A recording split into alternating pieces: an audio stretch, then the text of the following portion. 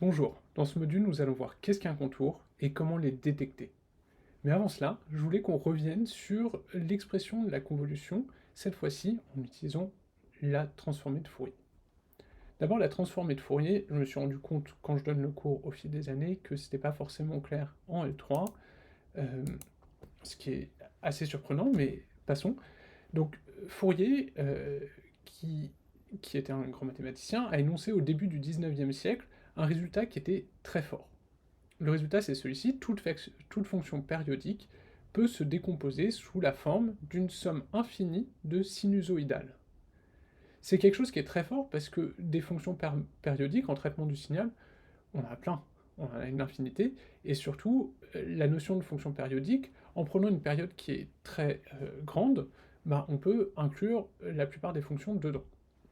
Et donc, on va pouvoir décomposer nos signaux, par exemple nos images, mais aussi l'audio, en fonction, en somme infinie de sinusoïdales.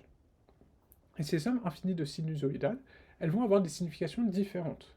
Par exemple, en audio, vous avez sûrement entendu déjà parler des basses fréquences, les basses, ou des hautes fréquences.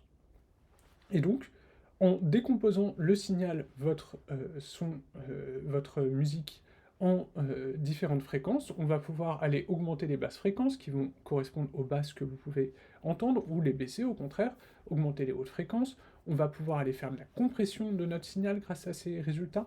Donc ça a plein d'applications. On va voir une application en traitement des images, mais d'abord, on va voir aussi que la transformée de Fourier, c'est un intérêt en termes de complexité de nos calculs. Donc la transformée de Fourier, hein, c'est la décomposition d'un signal en cette somme infinie de fréquences. Quelque chose qui est très intéressant, c'est que c'est une opération inversible. C'est-à-dire que je peux aller passer mon image dans l'espace de Fourier, dans l'espace des fréquences, modifier mon image, faire des traitements dessus, dans l'espace des fréquences, et revenir dans l'espace spatial de mon image. Donc c'est une opération inversible. Quelque chose qui est intéressant avec la transformée de Fourier, je vous le disais, c'est en termes de complexité, puisque la convolution, on l'a vu, c'est une opération qui va être utilisée quasiment tout le temps. C'est une opération qu'on va utiliser pour le débruitage. J'en ai pas parlé, mais c'est aussi quelque chose qui est à la base, bien sûr, des réseaux de neurones convolutionnels, dont on parlera plus tard dans ce module. Donc c'est quelque chose qui est utilisé vraiment tout le temps. Et si on regarde la complexité de la convolution, on a une, deux doubles boucles for, en fait. On a une première boucle for, double boucle for, qui va nous permettre de parcourir l'image spatialement. Donc on va parcourir tous les pixels de notre image, tous les pixels IJ, pour aller trouver la valeur de ces pixels IJ. Et puis ensuite, on a une deuxième double boucle for sur le noyau, cette fois-ci. Sur le noyau, on va devoir parcourir tout le noyau en chaque pixel pour aller trouver la valeur du pixel IJ dans la sortie. Donc on a cette double boucle for, donc une complexité qui est en θ de m carré n carré, donc doublement quadratique, si l'image elle fait une taille mm et le filtre une taille nn. Donc vraiment une complexité doublement quadratique, c'est pas quelque chose qu'on veut, surtout pour quelque chose qu'on va appliquer en permanence. L'intérêt de la transformée de Fourier ici, c'est qu'on a une propriété qui est très intéressante, qui est que le produit de convolution entre une image et un noyau dans l'espace de Fourier, quand on prend l'espace de Fourier, la transformée de Fourier pardon, d'une image et du produit de convolution entre une image et un noyau, ça va être égal à la multiplication de la transformée de Fourier de notre image et de notre noyau. Donc on va passer de quelque chose qui, si on est capable de faire des transformées de Fourier, au lieu de devoir ici appliquer une double boucle for, on va passer d'une double boucle for à une simple multiplication. Alors bien sûr, il faut faire la transformée de Fourier avant. Et la transformée de Fourier, on a une version rapide, la fast Fourier transform, donc il y a un algorithme qui nous permet de faire une transformée de Fourier en θ de n log n, donc en quasi linéaire. Donc si je veux implémenter ma convolution efficacement, j'ai juste à d'abord prendre la transformée de Fourier de mon image, donc si mon image est de taille m, on est en θ de m log n, et de mon noyau, θ de n log n. je fais ma multiplication entre mes deux transformés de Fourier, et je fais la transformée de Fourier rapide inverse, qui a la même complexité, et donc à nouveau m log m, n log n. Donc on a du 2 fois m log m, du 2 fois n log n, plus l'opération de multiplication qui serait linéaire, et donc on a quelque chose qui est de complexité quasi linéaire, au lieu d'avoir une complexité qui est quadratique. Donc ça c'est extrêmement important, et c'est pour ça que on le fera dans les exercices d'implémenter la convolution de manière naïve, parce que c'est intéressant de voir comment ça marche concrètement, spatialement, mais c'est pour ça que on n'utilise jamais une implémentation naïve de la convolution. On va toujours passer par la transformée de Fourier pour faire nos opérations de convolution. Ça n'aurait pas de sens d'aller introduire une complexité quadratique pour rien. Ok, donc maintenant on va voir la convolution justement pour sélectionner des fréquences, hein, ces fréquences dont je parlais tout à l'heure dans l'espace de Fourier. Les basses fréquences, en musique, vous connaissez ça, ça correspond aux basses, c'est-à-dire à ce qui va définir le signal global de la musique. Donc, les basses fréquences, c'est vraiment le signal global qui va nous intéresser, et ça, on peut montrer que dans le traitement dans une image, ça correspond au filtre moyenneur. C'est-à-dire qu'on va prendre notre image, on va lever tous les détails qui vont correspondre cette fois-ci aux hautes fréquences, et donc pour enlever tous les détails, on avait vu que c'était un effet de bord de notre filtre moyenneur. Donc un filtre basse fréquence, si on veut l'implémenter très simplement, on va le faire avec un filtre moyenneur. Voilà ce que ça donne. Donc on a notre image originale, on a notre moyenne, et donc effectivement on a les basses fréquences de notre image grâce à notre moyenne. Les hautes fréquences, on a dit, c'était tous les détails de l'image. Finalement, tout ce qu'on a enlevé lorsqu'on a sélectionné nos basses fréquences avec ce qu'on appelle un filtre passe-bas. Donc les hautes fréquences, on va les récupérer à partir d'un Laplacien. Le Laplacien, c'est un fil de convolution qui ressemble à ça lorsqu'on l'exprime en 3-3. Donc on va faire 8 fois le pixel central et moins tous les pixels qui sont autour.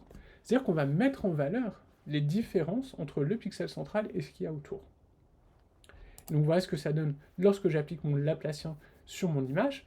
Lorsqu'on est sur une zone homogène, donc que la valeur du pixel central est égale à la valeur des pixels autour, ou à peu près égale, on va avoir un résultat du Laplacien qui va être très faible. Par contre, lorsqu'on est sur des contours, là, le Laplacien va avoir une valeur qui est très élevée. Donc le Laplacien va nous sélectionner tous les détails, et donc ça, c'est ce qu'on appelle un filtre passe-haut. Filtre passe-haut, on sélectionne les détails, on laisse passer les hautes fréquences. Filtre passe-bas, on va enlever tous les détails, on va garder que les basses fréquences. On laisse passer que les basses fréquences. Donc retenez bien ces deux termes. Maintenant, les contours. Déjà, qu'est-ce qu'un contour? Un contour, si on prend l'exemple d'une image comme celle-ci, qui ne montre qu'un seul contour, on voit que ça nous permet de deviner de quoi va parler notre image. Ici, on voit tout de suite que c'est un chat, alors qu'on a seulement les contours du chat. Donc les contours, ils vont donner une information qui est extrêmement importante dans nos images, et donc c'est quelque chose qu'on va souvent utiliser lorsqu'on cherche à reconnaître des formes pour simplifier notre image et avoir vraiment une information qui est essentielle pour définir nos formes. Donc d'abord, première question qu'on peut se poser, c'est comment est-ce qu'on définit un contour? Un contour, c'est une discontinuité dans l'image. La discontinuité, elle va avoir une certaine magnitude. On va parfois considérer des discontinuités qui sont faibles, des discontinuités qui sont fortes, et on va voir ce que ça veut dire tout de suite, mais donc c'est un changement important de l'intensité des pixels dans un voisinage donné. C'est-à-dire qu'on va passer d'une valeur faible à une valeur forte, par exemple, très rapidement. Donc voilà ici ce qu'on pourrait appeler un contour. On va avoir un contour ici, puisqu'on passe d'une valeur faible, du noir, à une valeur forte, très rapidement. Je vous disais, hein, cette discontinuité, qui est forte ou faible, elle va dépendre de l'échelle. Par exemple, là, on pourrait imaginer que c'est une très grande image, et si je zoome sur le centre de mon image, cette fois-ci, je vais avoir ce type de résultat. C'est-à-dire que la discontinuité, elle n'était pas sur un pixel donné, mais elle va être continue, sauf qu'elle va être continue sur une échelle assez petite. Donc, la définition d'un contour, ça va dépendre de l'application qu'on vise, forcément. Quel voisinage on va pouvoir considérer? On va définir ça en fonction du type d'image qu'on s'attend à avoir. On a plein de fils qui existent pour détecter les contours, on va les voir maintenant. Mais voilà, donc un contour, si je prends une coupe horizontale de mon image ici, on voit cette discontinuité, ce pas qui se fait. Donc parfois, le pas il va être plus ou moins pentu. La première idée qu'on pourrait utiliser pour détecter un contour, c'est le fait qu'un contour est un gradient.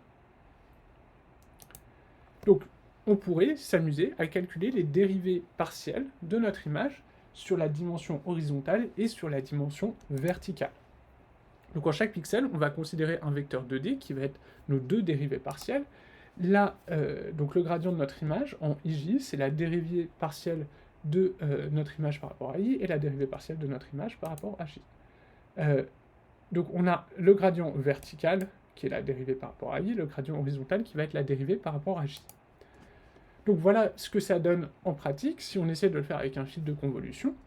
Pour calculer notre gradient, le gradient, ça va être la discontinuité sur l'espace le plus petit qu'on puisse considérer. Ici, ça va être l'espace d'un pixel, donc on va simplement prendre la valeur de notre pixel au centre, moins la valeur de notre pixel au centre, plus la valeur du pixel qui est immédiatement à droite, puisqu'on va inverser nos filtres, notre noyau de convolution lorsqu'on va appliquer la convolution. Donc voilà ce que ça donne. Si j'ai mon image originale ici, et que je regarde le gradient horizontal, on va avoir un gradient qui est nul dans la plupart de l'image, là où j'ai pas de contour, mais on va avoir qu'on a une magnitude, donc un gradient qui va être très fortement positif ou négatif selon où on se place en image, qui va avoir une magnitude forte sur les contours. Mais seulement sur les contours horizontaux. Par exemple, ici, on va avoir un contour vertical, et on ne le voit pas tellement apparaître ici. Par contre, on va le voir apparaître sur le gradient vertical, puisque le gradient vertical, ça va être ce filtre de convolution, et donc là, on va bien voir apparaître notre gradient vertical.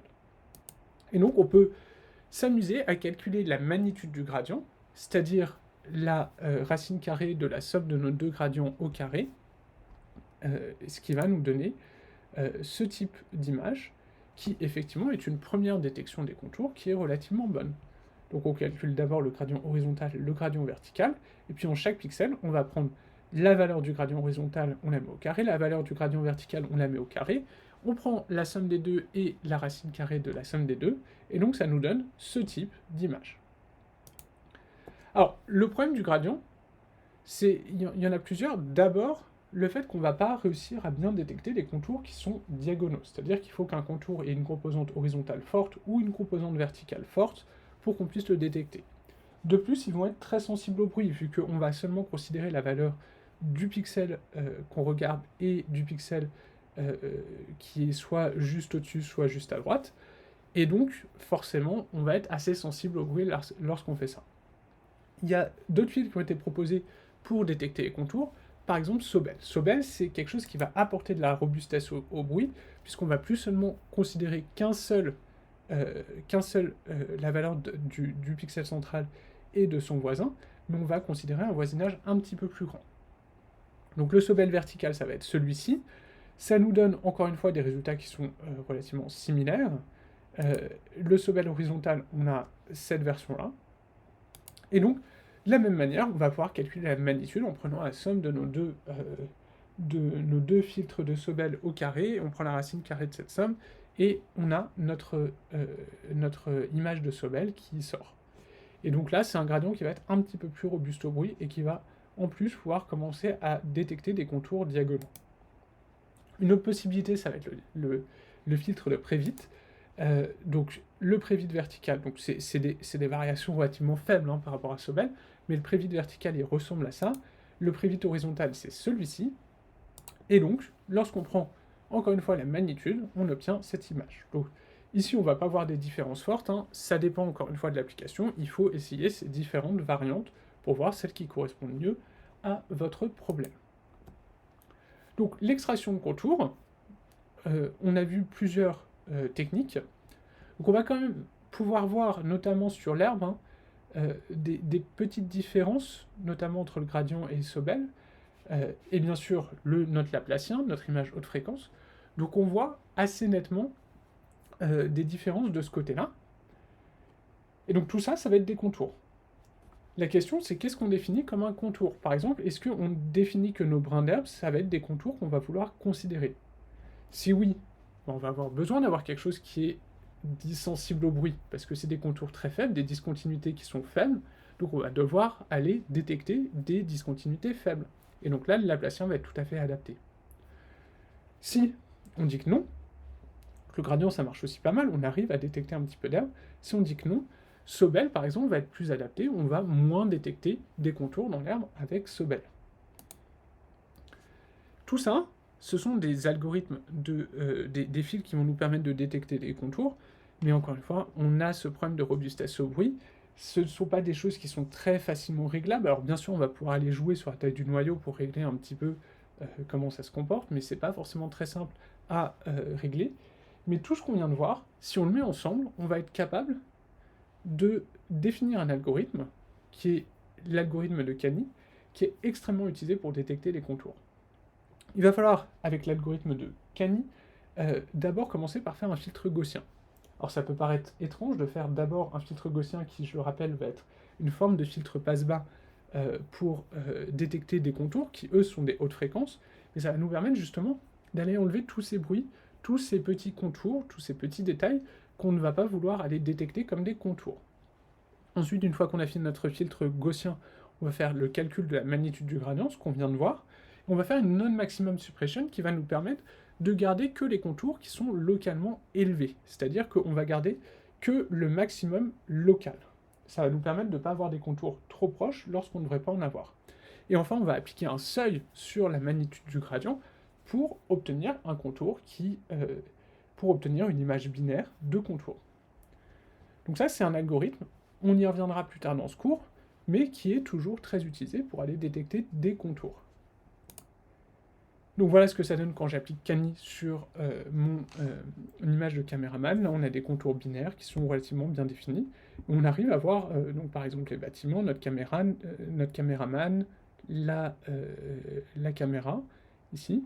Donc voilà, c'est un algorithme qui est intéressant et qui est à connaître. Et puis aujourd'hui, je vous disais, c'est toujours utilisé. Alors c'est toujours utilisé pour détecter des contours, mais même...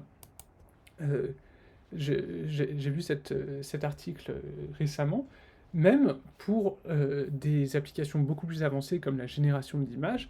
Alors la génération d'images, c'est pas du tout le sujet de ce cours, mais vous savez peut-être que ça se fait avec des modèles de diffusion et qu'on va pouvoir conditionner notre génération. Et notamment, ce papier proposait de conditionner la génération d'images avec le résultat de la détection de contours de Cani. Puisqu'on a dit, hein, la détection de contours, les contours, c'est ce qui va représenter une information importante sur l'image, et donc on va pouvoir aller générer des images qui nous semblent semblables, qui nous semblent similaires, mais avec des formats, des scènes qui sont différentes. Donc voilà qui conclut notre cours sur la détection de contours.